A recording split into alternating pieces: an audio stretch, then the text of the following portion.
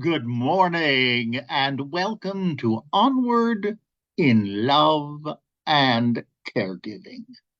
I'm Greg Johnson. I'm the president and CEO of Greg Johnson Partnerships International, and I'm so grateful to see and to be with each and every one of you.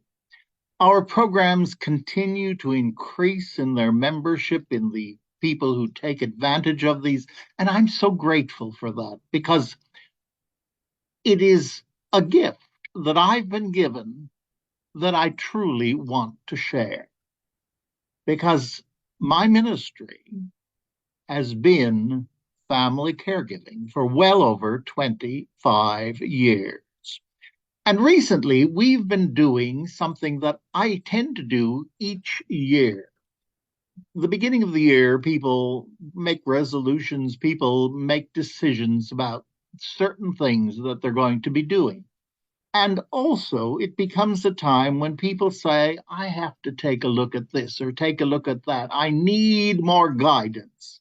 And very often, it is a time when people may be joining our world of family caregiving. I know it was true while I was at Emblem for 25 years. I had the privilege of doing classes, and there would be times when people would take the classes, and I would know that they were looking at it from the point of view of down the road. I need to know about this because no one goes to school to learn about family caregiving. In fact, for many people, they suddenly wake up and the person next to them has had some significantly catastrophic experience, medical experience, and suddenly you are in the world of family caregiving. And people are becoming much, much more aware of it as the word family caregiving goes forward. We've just heard it in the State of the Union from the president, President Biden, who himself is an incredible family caregiver and has been. We've heard his story on a number of occasions. So I like to begin at the start of the year by going back and looking at welcome to the world of family caregiving. Let's look at that word family, family of origin, family of choice. Let's look at the many faces of family caregiving because that truly allows us to appreciate those with whom we are associated. It helps us to understand all the pieces of caregiving that really are going on within our lives. And it helps us as we are dealing with others, guiding them in their world of family caregiving. And then we began to do a three-part series. Today is going to be the third of them. And it's really principles of self-care. And it's not just for us, in truth. It is self-care, and that is the only person we can truly do something about. But it is also makes us very aware of our care recipient. For all of us, each and every one of us is physical, emotional, mental, and spiritual. Now, today we're going to be talking about that third area, the spiritual aspect of life. But we need to remember that the things about which we are talking are not only true of us, but they're true of each and every person in this world. Now, many of you who have been with our various broadcasts and those where we have used the book, Peace Be Still, you will remember this quote, and it's one that I like. It's in the preface of the book. I don't quote myself very often, but this is one that I like to do when we talk about this program on principles of self care, spirituality. We're not talking about religion. I'll get back to that in just a moment. We're talking about spirituality, the essence of each and every one of us, those things that make us tick, that make us and guide us in our decisions. There may be a religious component, there may not be. Either is perfectly fine wherever you are. You always have a choice to include, to delete.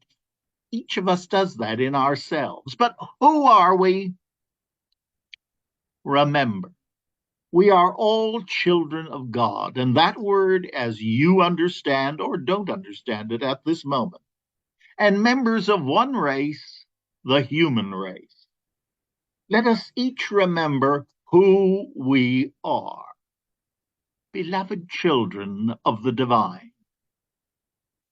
And that tells us whose we are. We are God's own creation, brothers and sisters all. And then we ask, what does that mean? It means a life of love and service, family caregivers in action, in love, and in service. And to each of you, I always say, thank you, thank you, thank you.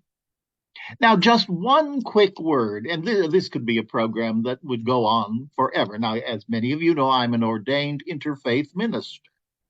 And as such, obviously, religion, theology has been very much a part of my life. But the most important part of my life has been the spirituality, discovering the essence of me. Now, let's look at that. Religion comes from the old Latin word relegare, to bind onto. It is something that men have been doing since the beginning of time in attempting to answer the big questions of who we are. Who is the divine? Do you realize that there are over 4,200 religions in the world today? I know we tend to think there are one, two, or three of maybe five. No, there are 4,200. So you've got a lot of homework to do if you want. And the definition, relegare, to bind together, to bind unto, it is a group of people who have agreed on the manner in which they will choose to understand the divine, in naming, in worship, in doctrine, in theology, in the essence, in the manner of worshiping. That is where religion comes from. And I urge you to keep studying, asking, getting confused, and keep going. Go deeper and deeper. But equally, there is a word, spirituality, spirit, breath. How did life begin? We took our first breath. And what do we say for people at the end of life? He breathed his last. Breath to breath. It is that which is within us, and spirituality tends to be a oneness with the divine, however you may use that word, and a sense of the divine within. And why? Because spirit was given into each of us. And as you look at all theology, you will find that very consistent idea. We were each given that spark of the divine. I often like this phrase, and I'm going to make certain I'm reading it correctly. Religion can, at times, feel like being a single drop in the ocean, one among many who are bound together. Spirituality feels like being the entire ocean in one drop. Many of you may have heard the phrase of a spark of divinity, a spark of the divine within each and every one of us. Now, that spark has everything in common with an entire fire. It is not the entire fire. It is not the entire ocean, that drop. But within it contains the essence of that which gave us creation. And each theology will guide us on that. So I urge you, we're going to be talking about the word spirituality. And one of the gifts of this conversation is it allows me to share with you something that I treasure, that truly through the 12 steps came to mean even more to me than in any of my work in seminary. And just maybe in the world of family caregiving, when we are asked those big questions, who am I? What am I doing? What is the purpose of life? What's it all about? We might be brave enough to say, you know, just maybe, and I only invite you to consider this, in the words of Teilhard de Chardin, just maybe we aren't human beings trying to have a spiritual experience. No, perhaps, and I love this, we are spiritual beings having come from and returning to, and you have a lifetime to put nouns and theology to that. We are spiritual beings having come from and returning to. But right now, we are locked in time and space. Give that a real thought. Because there is no question that religions, and people know this, many people have been wounded by religion. All we need to do is look at what's going on in the world. We see the many wars that have been caused by it. Does that make me want to run from it? No. But religions started by man need to do some house cleaning. There's no question. Spirituality allows us to connect with our concept of the divine, the power, the universe, the God within, whatever word, the Allah within. These are times of meditation. Ramadan has just begun. We're in the middle of Lent. These are times of reflection. And often, family caregiving causes us or invites us to seek the help that's greater than us. Does that sound like the 12 steps? Indeed, it does. I'm powerless. My life has become unmanageable. But there is help. And I can turn to that spark and be quiet, to go into meditation, and to know that I am never alone. That is probably the greatest gift of it all. So I want you to think about that and put it into that context. Don't get stuck in a theological discussion. If you want to do that sort of thing, there are many brilliant theologians to whom you can talk.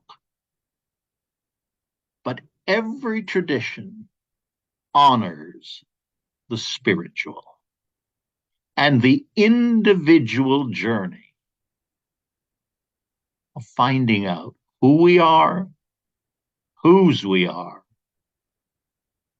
and what we are called to do. Because each of us has a special blueprint. I do believe that I was called to do ministry, yes, but not in the traditional form. And God, as I prefer to call my higher power, guided me into the world of family caregiving. And all over the world, I have had the privilege of working with brilliant clergy from South Africa, someone whom you know very, very well was a dear friend, from parts of Europe. I have done it in Singapore. I have done it in Indonesia, where groups of theologians, people who are in the world of religion, were having great difficulties bringing people together. because everybody began talking about their theology, and it was babble. You can read that one. I said, let's bring those people back together. And the good news is, we're not going to talk about religion. We are going to talk about the family caregiving journey, the love, which is at the root of every religion, the love that called us to help another, the love that sustains us, and to talk about our journey. And what did that prove? It gave us a platform on which to talk, to dialogue, and not be afraid. Now, before I go into something that I treasure, I want to just remind you, just as we have with the physical, we have doctors, nurses, medical people. With the emotional and mental, we have therapists. We have people who are trained in psychology, who can be of great, great help. And the same goes for the spiritual world. There are spiritual directors, there are clergy, there are coaches, there are people willing to help you and walk with you as you are on that journey. So I urge you to remember, you don't need to do it alone. You know, we're our own worst teachers. But when I talk to someone else and hear their story, it's pieces of you and pieces of me that put us all back together. And for that, I am endlessly grateful. Now, years back, actually, in my life, I've lived through two pandemics. One, the AIDS crisis, and then the pandemic of COVID most recently. But during the AIDS crisis, an organization was begun. It was begun by the noted actress and philanthropist Cynthia O'Neill, Cy O'Neill, whom we love and adore, and the noted late director and actor Mike Nichols. The organization was known as Friends Indeed, and it began because of Cy having a deep calling to be present for people. She was not trained in this world. Her world was theater, and she was very well respected in that field. That's how she knew Mike Nichols. But she said, I can go and talk to people. I can be with them. I can listen. Oh, what a gift that one is. Learning to listen and listening to learn. And she did. And as she did it, she realized that so much prejudice was there. People who were dying, families came in and in moments learned two pieces of information they were totally unable to deal with. One, that their child was gay, and secondly, about to die. And they fled. They didn't stay. They couldn't understand it. And she and Mike Nichols created Friends Indeed, which at the beginning was focused simply on AIDS at whatever stage you might be. And there was individual counseling, but then there was also something known as the big group. And the big group continues with Cy, but it is something that expanded into the reality of life. It dealt with sickness, with illness, with death and dying, with grief, and coming back to life. It was the entire spectrum, not being disease specific, not eliminating it, but simply saying that was the vehicle that caused the death. And among the staff at Friends Indeed was a very dear friend of mine, a brilliant minister herself, Reverend Cynthia Burke. And she created something called the 6 Spiritual Principles of Family Caregiving. And Emblem Health and Friends Indeed created a flyer, and it's still up and available for people. But I want to just briefly walk you through these 6 principles of family caregiving, because they are principles of self-care for you and principles of caring for your care recipient.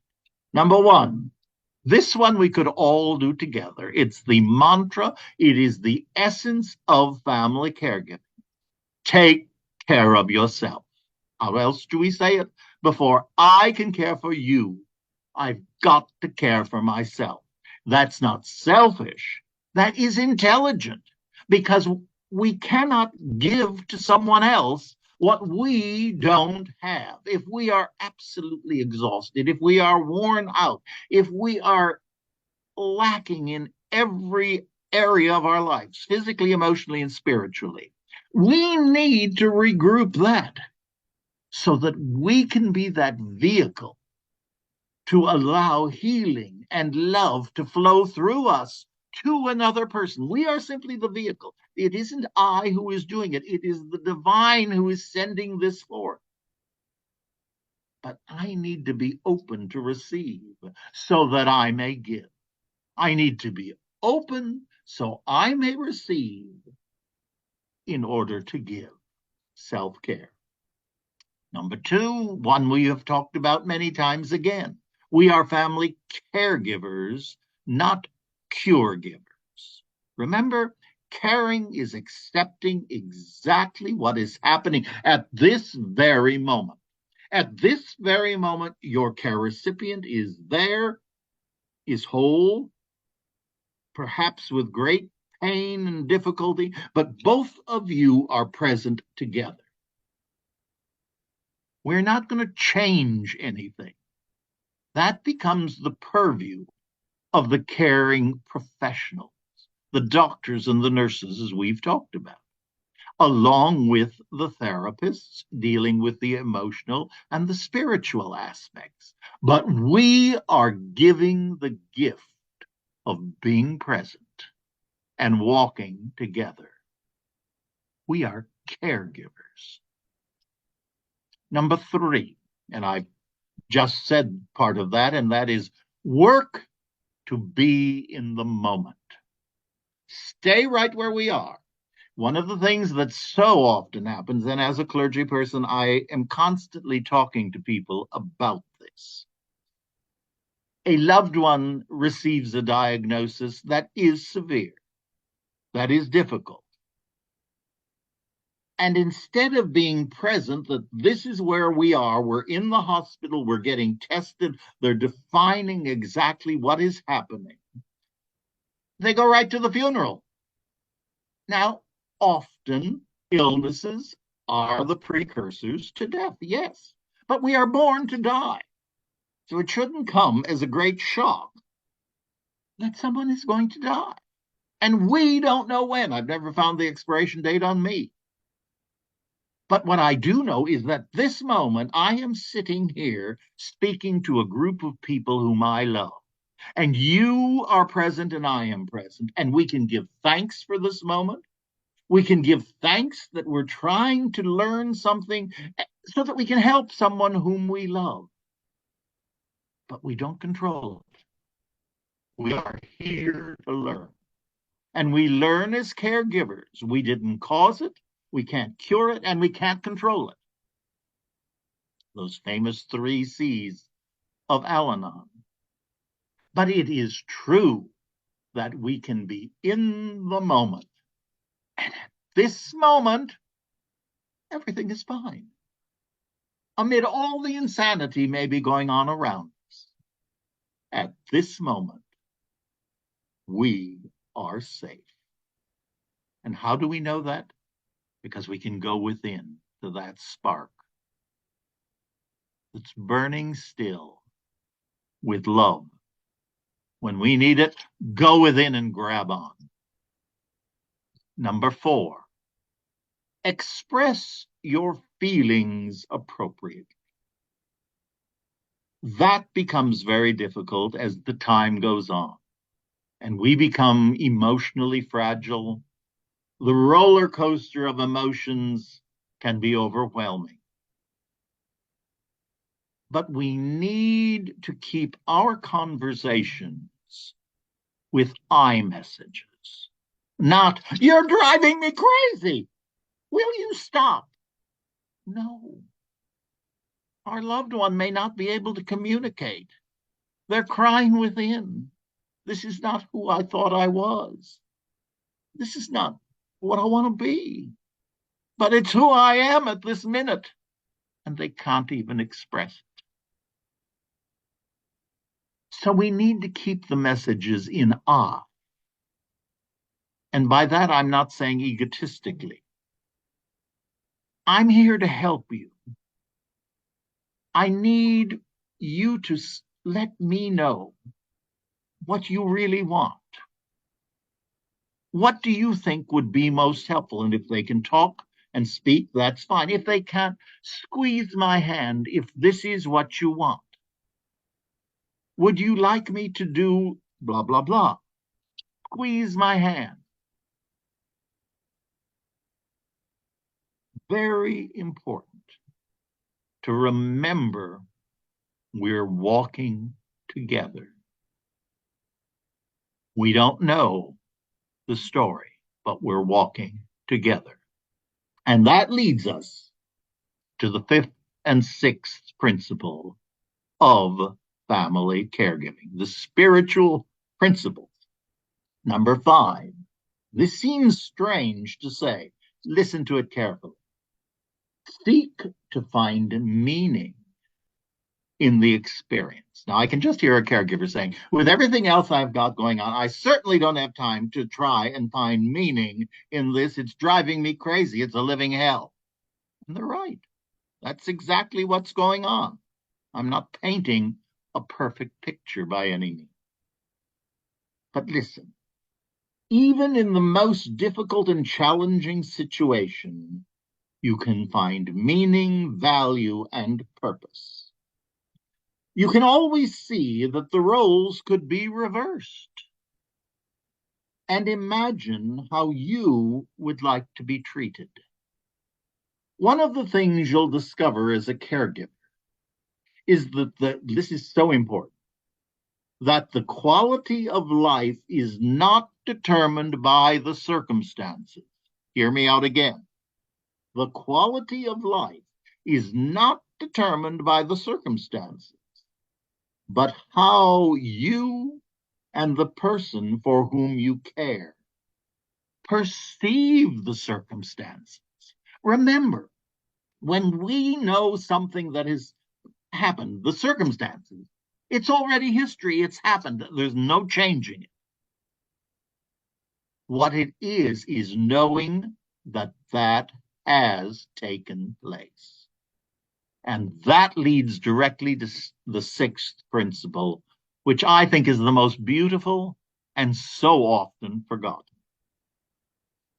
Understand, take a deep breath, understand that nothing is going wrong. We don't know how this story, this life is to be told. We don't know that script for us or for our loved one. We can only live it a moment at a time. Given our culture, this is the toughest principle to understand. It's easy to get caught in, if only she would have, if only he would, the doctor should have, why didn't he? All of those conversations. These are very human reactions to frustrating and sad circumstances. Spiritually speaking, everything is unfolding exactly as it must at all times. We don't know how the story's supposed to go. We reduce suffering all around if we can be with what is, without judgment. That is so powerful. We reduce suffering all around if we can be with what is, without judgment. There is real power in not having to fix or change anything. And we, with our care recipient and the divine spark in that care recipient and in us, even when we can't verbally speak with them. Through the divine, we are able to communicate. Love bears all things, believes all things, hopes all things, endures all things. Love never ends. And it is so. I hope this conversation has helped you.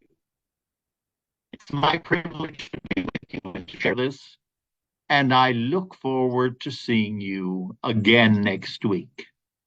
And in the meantime, that beautiful, beautiful word, which sums up everything that we've been talking about as spiritual beings. Onward in love and caregiving. Namaste.